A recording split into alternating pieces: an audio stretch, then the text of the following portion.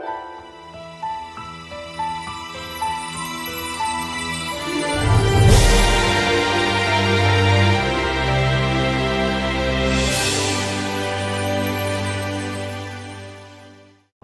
this is Chris.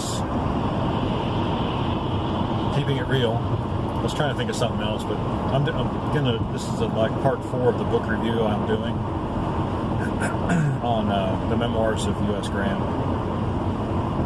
So I've just gotten to the part of the book where he has been victorious at Vicksburg, which was one of the turning points of the Civil War, the other being the Battle of Gettysburg. Even though,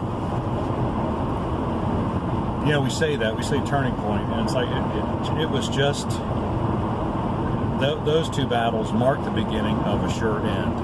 Before that, nobody was really certain. The Republicans had just lost the midterm elections in 1862, which is only 9 months before these two battles took place, right? And I don't remember if congressmen and senators weren't seated until March like the president was, but in those days, but I think that was probably true. And so, there was a different kind of Congress, and Grant doesn't go into that, but it's just an observation I make.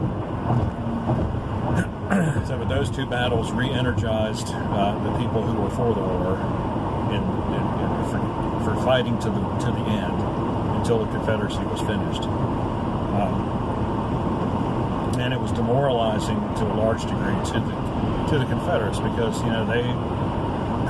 Lee was counting on a knockout blow that would send the Union Army reeling, and of course the Confederates had to hold on to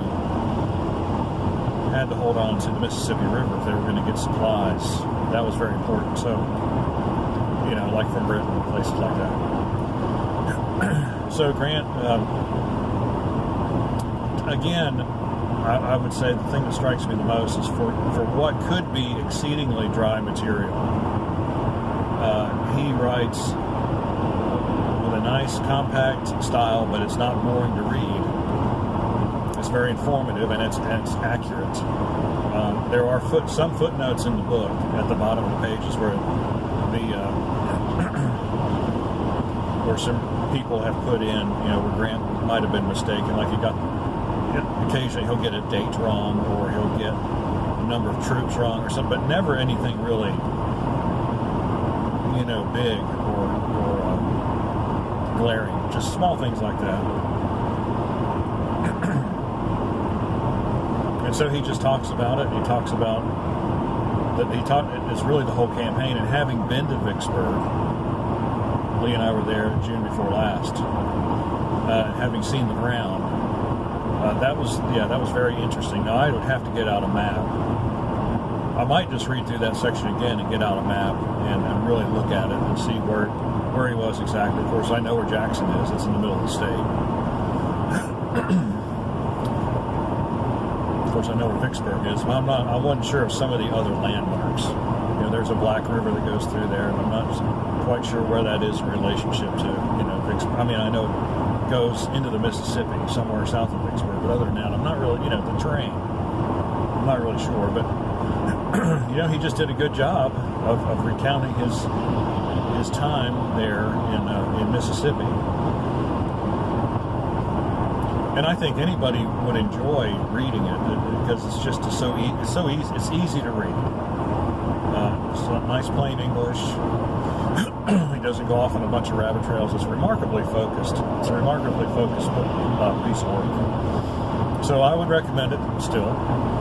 And so now, and I found out some things that I wasn't aware of before.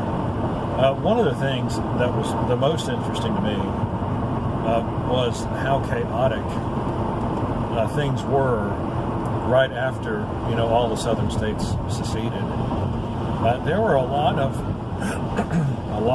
Confederate sympathizers remarkably far north, like in southern Illinois and, of course, Missouri and places like that, where you wouldn't necessarily expect there to be, that kind of presence, but there were.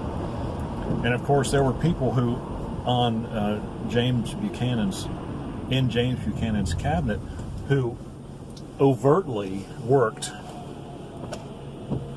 for the Confederate cause in the last year of his presidency, because they all knew what was coming.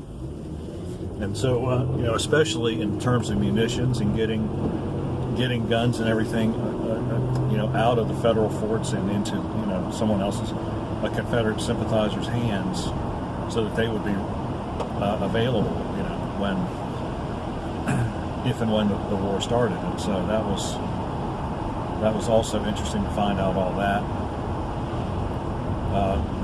But the Union seemed to consolidate everything pretty quickly, and then they quickly moved to push the Confederates back, and that's what they were able to do. I mean, maybe in Middle Tennessee, you know, General Bragg had some success against some of the Union generals there, but pretty much Grant was unstoppable.